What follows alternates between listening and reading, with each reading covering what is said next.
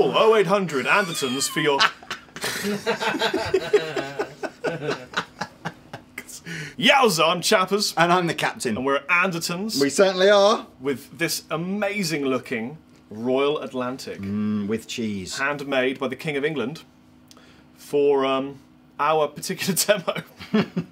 And you know what? It's the last demo of the day. It's always the hardest demo to do. Unless you've got an awesome Mesa Boogie hugely helped by having an amplifier that I haven't really plugged into before. Plugged in, and do you know what? It's kind of like, I don't mean this against other Boogie amplifiers, but it's quite refreshing to plug into a Boogie amplifier that hasn't got lots of dip switches, and you know, you can have it in 57 different modes and everything. Yes, it's just butchy. Yeah, it's just plug it in, 2 channels, go. Yeah. Both sound epic.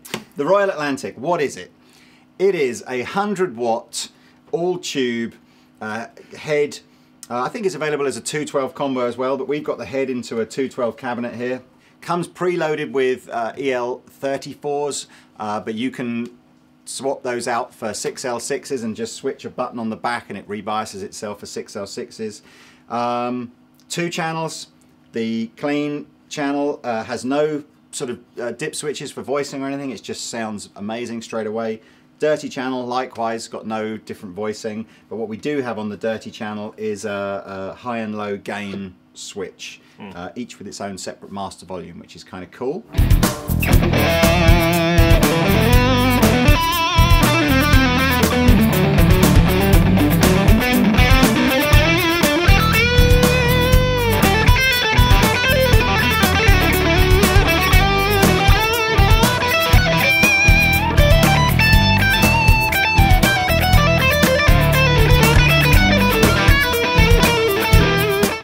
And for the first part of the demo, we're just going to take you through those 3 sounds.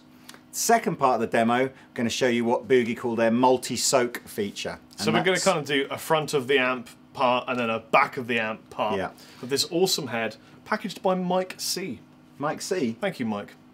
Boogie amplifiers, one of the things I quite like about Boogie amplifiers is they voice all their amplifiers to sound how the designer intended them to sound, with the tone controls all at 12 o'clock.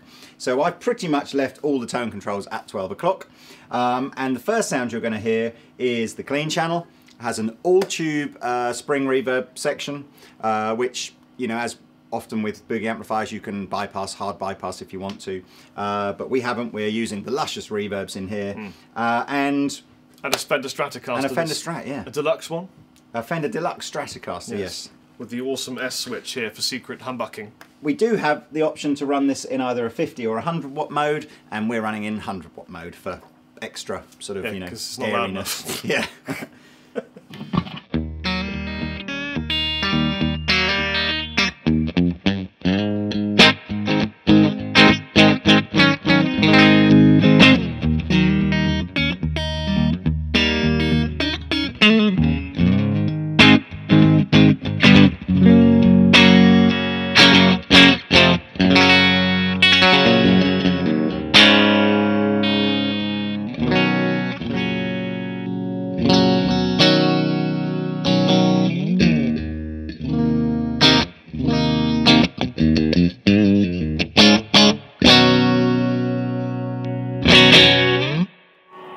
We did the demo of the Transatlantic 30 just before this one, and I must admit the difference when you hear a 100-watt clean sound to a 30-watt clean sound it's a sparklier, cleaner top of headroom. Opens up so much, doesn't it? I don't know how much of that will come across on YouTube, but trust me, clean amplifier, this sounds amazing.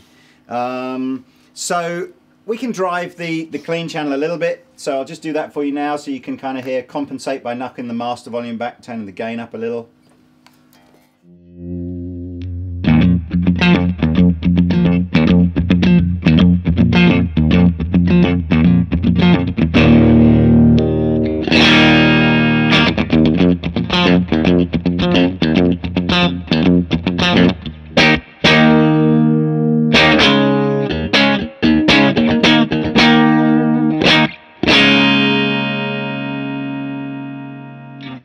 Stays pretty clean, doesn't it? It's just got that little bit of edge, hasn't it? Yeah.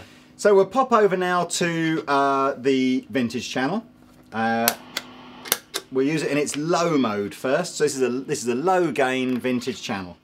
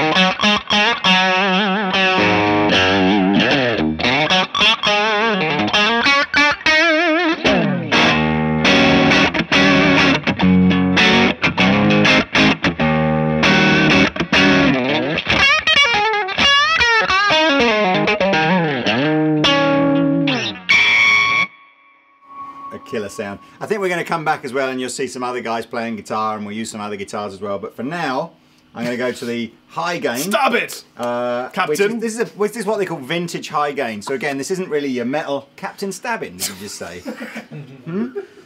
It's time for a JHS coffee break there, I think. It is, absolutely. Anyway, so this is again, this is its vintage high gain mode. Really like this. You're going to like this too.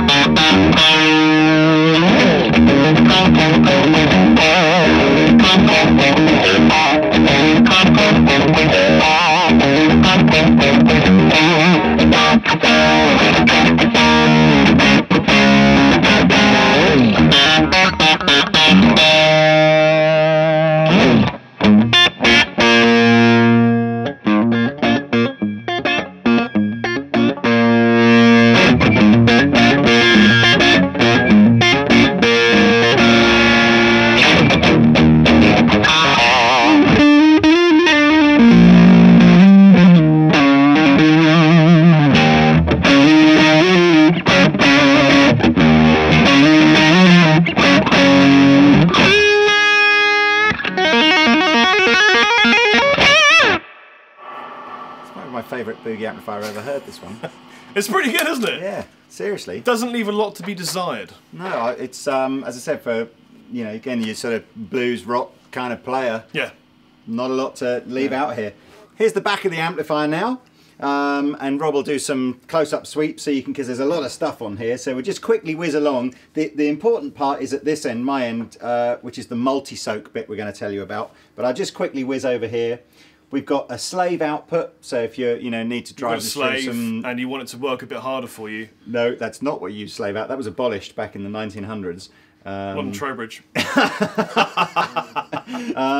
Anyway, so slave output with a separate level. Speaker outputs here. The switch that I told you about before that allows you to quickly switch from having a EL34 bias to a 606 bias.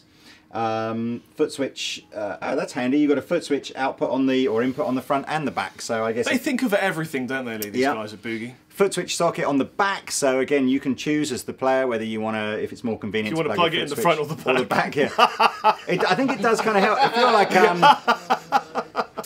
where this helps for a real pro guitar players is where you've got a big switching rack and maybe you're not using the actual foot switch, but you've got like a rack switching it. It's actually quite useful to have it on the back. I've got a reverb control here with two modes, a high and a low mode, and also a true bypass switch for the reverb. Effects loop, which also is wired so that when you're not using the effects loop, it's completely true bypass. That's really good. Fan speed. So if you have if you have fans and you need to control how fast they can run, you have a little switch. No, it's genuinely this is fitted with a little fan just to keep it cool. That's awesome. If you're in the studio, you might find that on high mode the fan's a little noisy, so you can switch it to low mode. If you're live, obviously you're never going to hear it.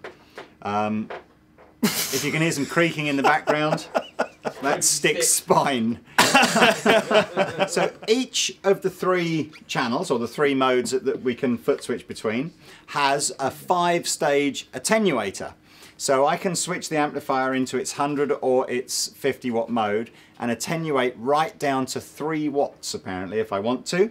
And of course I can have that different for each channel. So if I want my clean sound to be nice and expansive and lots of headroom, I would just have no attenuation. And if I want my drive sounds to really, really sort of drive the output stage as hard as I possibly can, I would maximize the attenuation. I'm just basically going to, whilst Chappers is playing, we're going to start with no attenuation. I'm going to roll it back to its maximum attenuation, which is a 16 dB attenuation. Yeah. And I think if I was in the 50 watt mode, it would drop me down to 3 watts, but we're in the 100 watt mode, so it probably won't go quite as low as that. But you'll get the idea. Basically, anyway. what you're going to hear is a drop in volume and also a feel and attack. Yeah. Be saggier or sort of more headroom.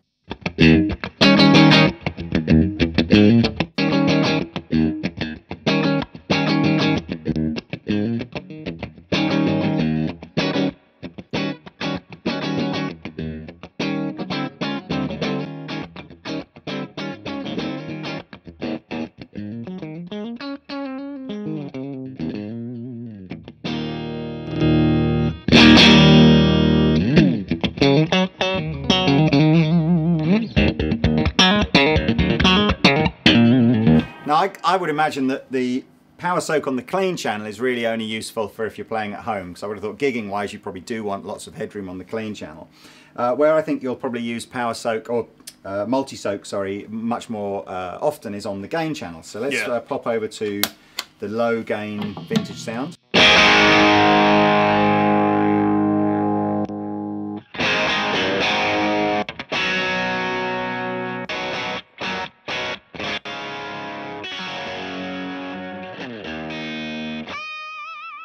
Of course, now what I can do is whiz back round to this side and drive the shit out of it.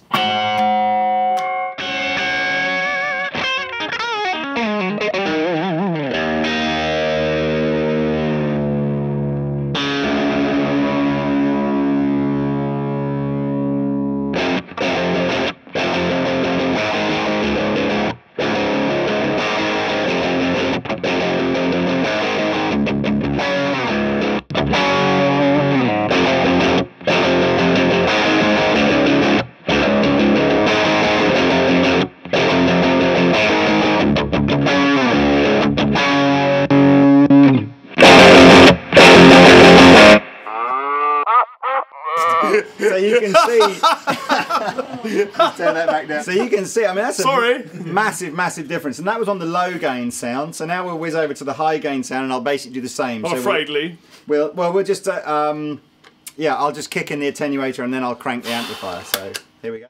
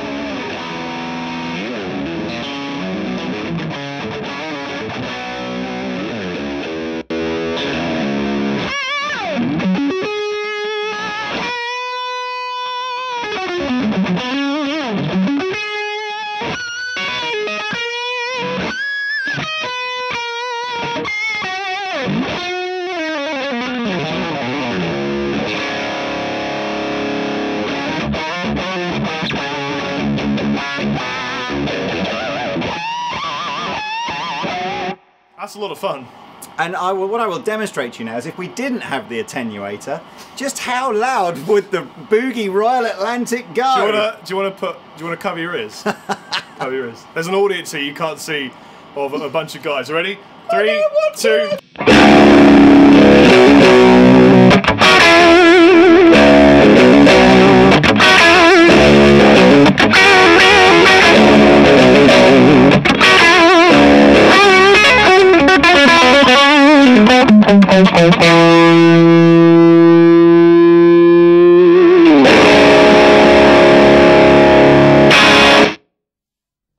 It's loud.